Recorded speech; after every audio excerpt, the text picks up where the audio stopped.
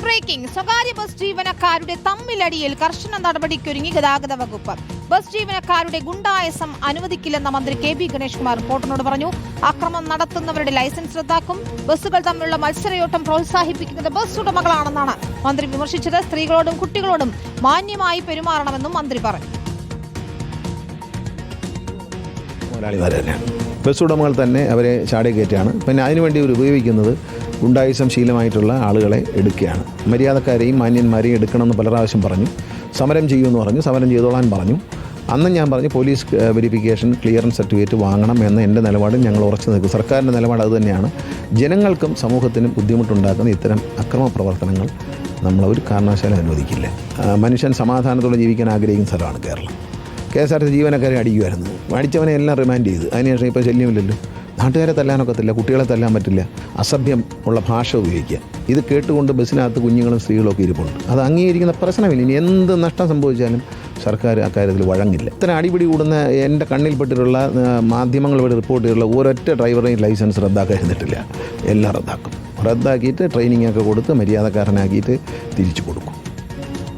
അശ്വിൻ ഡിയാഗോയാണ് ചേരുന്നത്. Ashwin, reporter impact വാർത്ത എന്ന് തന്നെ പറയാം. കാരണം ഇത്തരത്തിൽ നിരവധി പ്രശ്നങ്ങൾ സ്വകാര്യ ബസ്സുകളുടെ ഇത്തരം പരസ്പരമുള്ള തല്ലുകൂടലൊക്കെ നമ്മൾ ഈ മത്സരയോട്ടം അതാണ് ഏറ്റവും പ്രധാനം.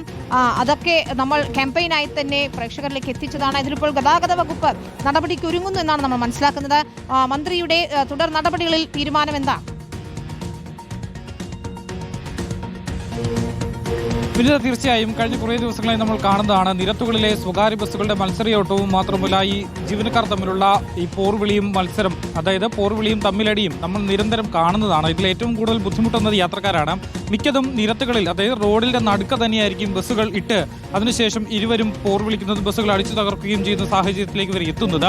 ഇത് കൂടുതലായ സാഹചര്യത്തോടു കൂടിയാണ് ഇപ്പോൾ മന്ത്രി തന്നെ നേരിട്ട് ഇടപെട്ടിരിക്കുന്നത് എന്നുള്ളതാണ്. ആദ്യഘട്ടത്തിൽ ഈ നടപടിയെടുത്ത, അതായത് ഇത്തരത്തിൽ കണ്ടെത്തുന്ന ജീവനക്കാർക്കെതിരെ അവരുടെ ലൈസൻസ് റദ്ദാക്കും. അതിനുശേഷം ഒരു ട്രെയിനിങ് നൽകും. ട്രെയിനിങ് നൽകി വ്യക്തമായി തന്നെ മോട്ടോർ വാഹന വകുപ്പ് ഉദ്യോഗസ്ഥരും പോലീസും ചേർന്നായിരിക്കും ഇവർക്ക് ഈ ട്രെയിനിങ് നൽകുക. അതിനുശേഷം ഇവരുടെ ലൈസൻസ് തിരികെ ഏൽപ്പിക്കും. അതിനുശേഷവും ഇവർ ഇത്തരത്തിൽ പെരുമാറ്റം തുടരുകയാണെങ്കിൽ അവരുടെ ലൈസൻസ് പെർമനന്റായി കട്ട് ചെയ്യാനാണ് നിലവിൽ ഇപ്പോൾ മന്ത്രി തീരുമാനിച്ചിട്ടുള്ളത്. മാത്രമല്ല അതിനുശേഷം ഈ ഇത്തരത്തിലുള്ള ഈ സ്വഭാവമുള്ള ഒരാൾ പോലും വളയം പിടിക്കില്ല എന്ന് താൻ ഉറപ്പുവരുത്തും എന്നുള്ള കാര്യമാണ് മന്ത്രി പറഞ്ഞിട്ടുള്ളത്. മറ്റൊരു പ്രധാനപ്പെട്ട കാര്യം, ഈ സ്വകാര്യ ബസ്സുകളുടെ മത്സരയോട്ടം പ്രോത്സാഹിപ്പിക്കുന്നത് അതിന്റെ ഉടമകൾ തന്നെയാണ്. കാരണം പലർക്കും അമിതമായ ലാഭം കൊയ്യുന്നതിന് വേണ്ടി ഇത്തരത്തിൽ നിരത്തുകളിൽ അപകടം വിളിച്ചു വരുത്തിയാലും കുഴപ്പമില്ല, അല്ലെങ്കിൽ യാത്രക്കാർ അപകടത്തിൽപ്പെട്ടാലും കുഴപ്പമില്ല, അവരുടെ ബസ്സുകൾ ലാഭത്തിലെത്തണം, അവരുടെ ബസ്സുകൾ ആദ്യം എത്തണം എന്നൊരു ചിന്തയാണ് ഉള്ളത്. ഈ ജീവനക്കാരിലേക്ക് ഈഗോ പടർത്തി നൽകുന്നത് ഉടമകൾ തന്നെയാണ്. അതും ഇനി അനുവദിക്കില്ല എന്നതാണ് മന്ത്രി പറയുന്നത്. സ്ത്രീകളും കുട്ടികളും ഒക്കെ യാത്ര ചെയ്യുന്ന ബസ്സുകളാണ്.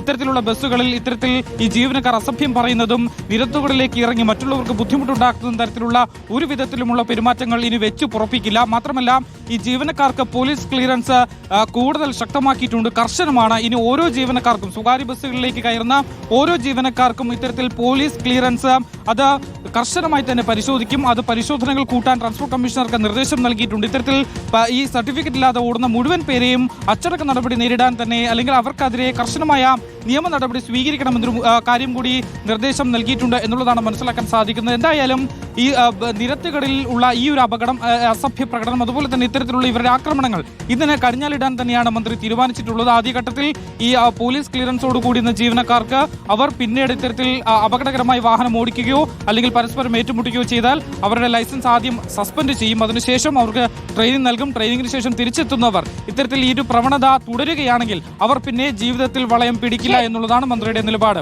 വിനീത, ശരി, അശ്വിൻ ഡിയാഗോയാണ് വിശദാംശങ്ങൾ നൽകി.